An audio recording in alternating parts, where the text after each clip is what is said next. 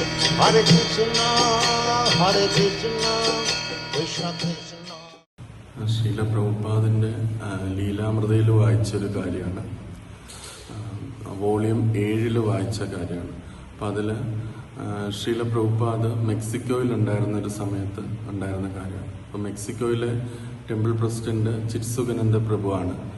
അപ്പം ശീല പ്രഭുപാദിന് ആദ്യമായിട്ടാണ് മെക്സിക്കോയിൽ വന്നത്. പ്രഭുപാദിന് വളരെയധികം ഇഷ്ടപ്പെട്ടു അവിടുത്തെ ജനങ്ങളുടെ ഇടപഴകലുകളൊക്കെ. വളരെ ഹമ്പിളാണ്. അതേപോലെ ഭയങ്കര അതിഥികളെ സൽക്കരിക്കുന്ന രീതിയിലും മെക്സിക്കോയിലെ ആൾക്കാർ വളരെ സന്തോഷമായിട്ടുള്ള വ്യക്തികളാണ്. അപ്പോൾ പ്രഭുപാദ് അത് അവരെ കണ്ടിട്ട് പറയും, ഇത് ഇന്ത്യയിലെ പോലെയാണ് എന്ന് പറയാറുണ്ട്.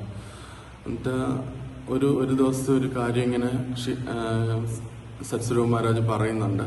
അപ്പോൾ പ്രഭുപാദ് രാവിലെ മോർണിംഗ് വാക്കിന് പോകുമ്പം ചിലപ്പോൾ ഒരു പാർക്കിലൂടെ പോയിട്ട് ചിലപ്പോൾ ഒരു യൂക്കാലിപ്റ്റസ് മരങ്ങളുടെ ഒരു കാട്ടിലൂടെയൊക്കെ സഞ്ചരിക്കും.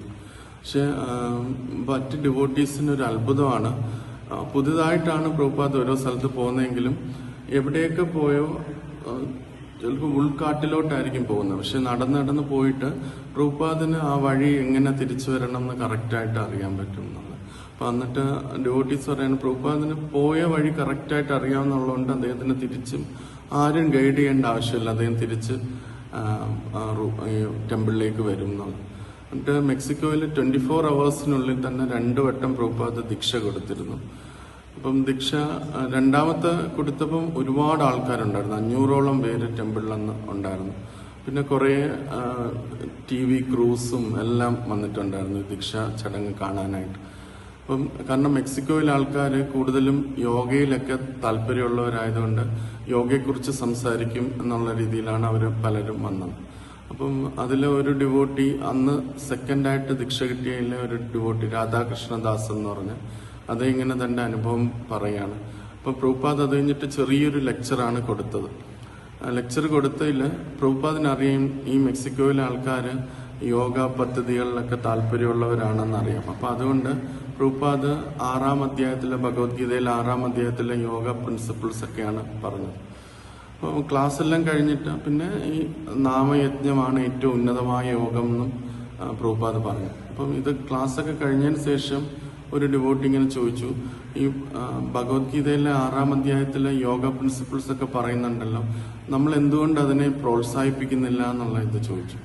അപ്പോൾ പ്രഭുപാദ് പറഞ്ഞു, ഹെൽത്ത് ബെനിഫിറ്റിന് ഓക്കെയാണ്, പക്ഷെ അത് ആത്മസാക്ഷാത്കാരത്തിന് അത് പോരാ.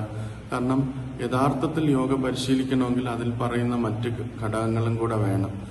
സെലിബ്രേറ്റ് ആയിരിക്കണം, ബ്രഹ്മചാരി ആയിരിക്കണം, വിജനമായ സ്ഥലത്ത് നിൽക്കണം, മറ്റാൾക്കാരിൽ നിന്നൊക്കെ മാറണം. ഇതൊന്നും ഈ കലിയുഗത്തിലെ ആൾക്കാർക്ക് പോസിബിളേ ഉള്ള കാര്യമല്ല. അതുകൊണ്ട് അതാണ് നമ്മൾ ആത്മസാക്ഷാത്കാരത്തിന് അത് പ്രോത്സാഹിപ്പിക്കാത്തതെന്നുള്ളത് കാര്യം പ്രഭുപാദ് പറഞ്ഞു. അത് കഴിഞ്ഞിട്ട് പ്രഭുപാദ് തിരിച്ച് റൂമിലേക്ക് പോയി. അപ്പോൾ ടെമ്പിൾ ഹാളിൽ ഏകദേശം 500ഓളം പേരുണ്ടായിരുന്നു. പക്ഷെ അവര് പ്രഭുപാദിന്റെ ഈ അസോസിയേഷൻ അവർ അത്രത്തോളം ആസ്വദിച്ചുകൊണ്ട് അവർ കീർത്തനം ചെയ്യാൻ തുടങ്ങി. പക്ഷെ കീർത്തനം ജയപ്രഭുപാദ് എന്ന് പറഞ്ഞായിരുന്നു ചെയ്തത്. അപ്പം പ്രഭുപാദ് ആ റൂമിലിരുന്ന സമയത്ത് എന്ത് തരത്തിലുള്ള കീർത്തനമാണ് ഇത് ഇങ്ങനെ ചോദിച്ചു. അപ്പം ചിത്സുകാനന്ദ പ്രഭു പുറത്തു വന്നിട്ട് എല്ലാവരോടും അങ്ങനെ പാടണ്ടെന്ന് പറഞ്ഞെങ്കിലും പക്ഷെ അവർ കേട്ടില്ല, അവരങ്ങനെ തന്നെ പാടിക്കൊണ്ടിരുന്നു. എന്നിട്ട് അദ്ദേഹം തിരിച്ചു വന്നിട്ട് പറയാണ്, പ്രഭുപാദിനോട് പറയാണ്, എല്ലാവർക്കും പ്രഭുപാദിന്റെ അടുത്ത് ബ്ലെസ്സിങ്സ് മേടിക്കണം എന്ന് ആഗ്രഹമുണ്ടെന്ന് പറഞ്ഞു. അപ്പം അവര് അറേഞ്ച് ചെയ്യും. 500 പേർക്ക് ഒരു റൂമിൽ കയറാൻ പറ്റൂല. അപ്പം 2 ഡോറുണ്ട്. അപ്പൊ പ്രഭുപാദ് ഒരു സ്ഥലത്തിരുന്ന് ആൾക്കാരിങ്ങനെ വന്ന് ക്യൂ ആയിട്ട് വന്ന് പ്രഭുപാദിനെ കണ്ട് നമസ്കരിച്ച് മറ്റേ റൂമിലോട്ട് ഇങ്ങനെ പോയിക്കൊണ്ടിരിക്കുകയായിരുന്നു. അപ്പം